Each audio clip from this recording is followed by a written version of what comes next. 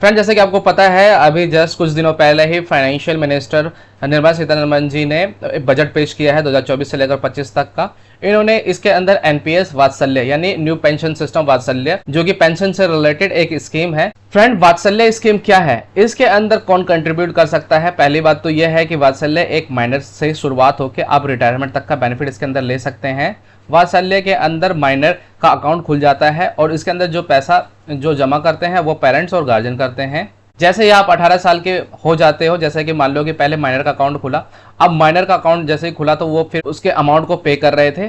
फिर इसके बाद जैसे कैंडिडेट 18 साल का हो जाता है तो वो ये रेगुलर एनपीएस अकाउंट के अंदर कन्वर्ट हो जाता है, यानी आप इसके अंदर खुद भी पैसा जमा कर सकते हैं।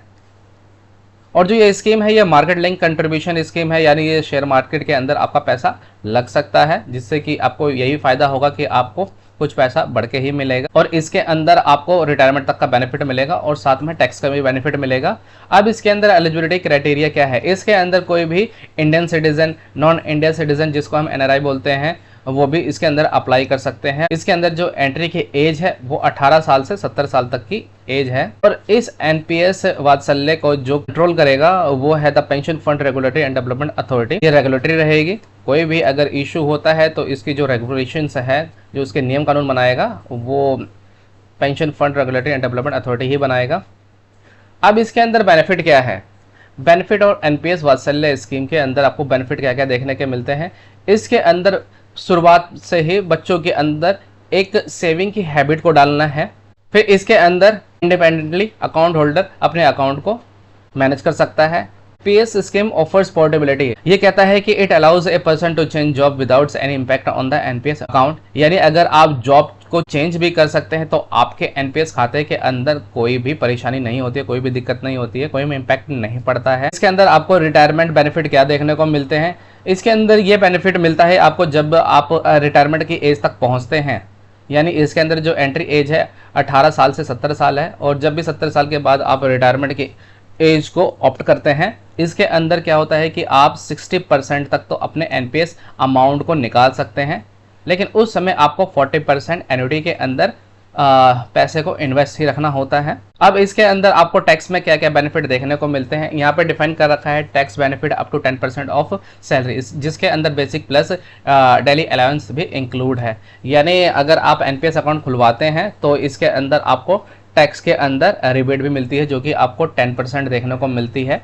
एंड इस स्कीम के अंदर अगर प्राइवेट एम्प्लॉय है, उसका अगर पीएफ कटता है तो उसके अंदर एनपीएस के अंदर यानी आपका पेंशन के तौर पे भी कुछ अमाउंट कटता है। पेंशन के अंदर कंट्रीब्यूशन था 10% था, अब वो 10% से 14% तक का कंट्रीब्यूशन आपको देखने को मिलेगा, यानी जब आप रिटायरमेंट तक की एज में पहुंचेंगे तो आपको अमाउंट अच्छा खासा देखने को मिलेगा। पहले इसके अंदर 10% आपका पेंशन के अंदर कंट्रीब्यूशन था, लेकिन अब इसको बढ़ा के 14% कर दिया गया है। ये प्राइवेट सेक्टर एम्प्लॉयज के लिए है। आप एनपीएस अकाउंट को किस तरीके से खोल सकते हैं, यहाँ पे दिया हुआ है कि एक स्टेप बाय स्टेप प्रोसेस है। जैसे कि एक लिंक देखने को आपको मिल रहा है, मैं इस लिंक को कॉपी कर लेता हूं। अगर आप एनपीएस अकाउंट को खोलना चाहते हैं तो उसके लिए आपका ऑनलाइन प्रोसेस है, इसका लिंक मैं डिस्क्रिप्शन में दे दूंगा।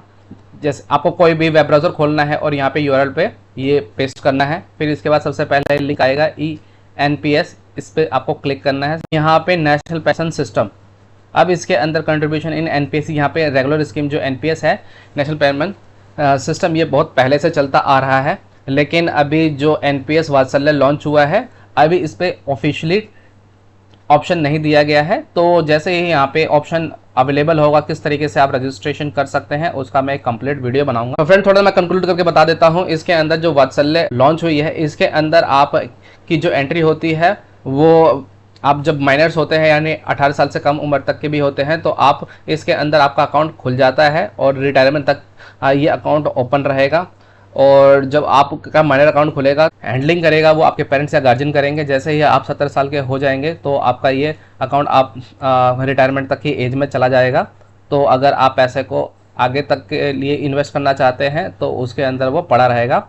और फिर इसके बाद 60% आप विड्रॉल कर सकते हैं, 40% आपको एनओटी के अंदर इन्वेस्ट करना होता है। और एलिजिबिलिटी क्राइटेरिया इसके अंदर 18 से 70 साल है। इसको जो कंट्रोल करेगा, इसका जो रेगुलेटरी होगा, pension fund regulatory and development authority रहेगा। इसके अंदर Indian resident, non Indian resident यानी एनआरवी इसके अंदर इन्वेस्ट कर सकते हैं। और ओवरसीज का हाँ, जो इंडियंस होते हैं वो भी इसके अंदर इन्वेस्ट कर सकते हैं। जब आप 18 साल के कंप्लीट हो जाते हैं तो ये आपका जो माइनर अकाउंट था वो मेजर अकाउंट में कन्वर्ट हो जाता है और ये स्टैंडर्ड एनपीएस स्कीम के अंदर कन्वर्ट हो जाता है। इसके अंदर आप कितना ही पैसा इन्वेस्ट कर सकते हैं। फ्रेंड, जैसे ही इसका ऑनलाइन ऑप्शन अवेलेबल होगा तो मैं आपको इसके अंदर पूरे तरीके से बताऊंगा कि इसके अंदर कितना पैसा इन्वेस्ट करने पे आपको मैच्योरिटी अमाउंट कितना मिलेगा, और अगर टैक्स में भी डेबिट अगर कुछ भी होता है तो मैं आपको पूरा स्कीम इसके अंदर बताऊंगा, क्योंकि अभी तक इसका ऑफिशियली कोई लिंक अवेलेबल नहीं हुआ है। जैसे ही अवेलेबल होता है तो मैं आपको करंट अपडेट देता हूँ। Thank you.